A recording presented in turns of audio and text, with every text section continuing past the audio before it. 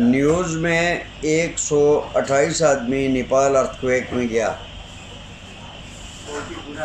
और अभी हमारा लंच टाइम स्टार्ट हो गया है।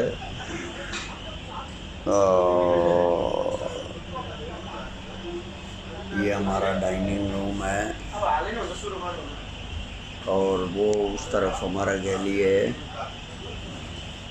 और अभी मिस्टर भोज जो है वो खाने का अरेंजमेंट्स कर रहे हैं। ये है हमारी ज़िंदगी 5 दिन से बेड वेदर है। और ये जो है ना, ये जाल के मेंढक पे रास्ता जाता है ये वाला।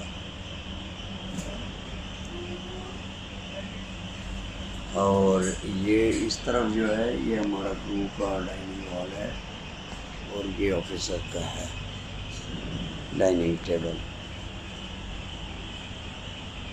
और ये गैली और ये हमारा फ्रीजर और वो अभी हमारा आ रहा है। हाँ जी,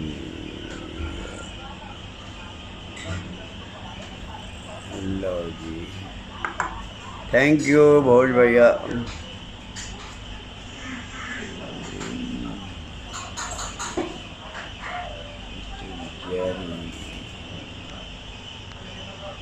चले जी, लंच करते हैं।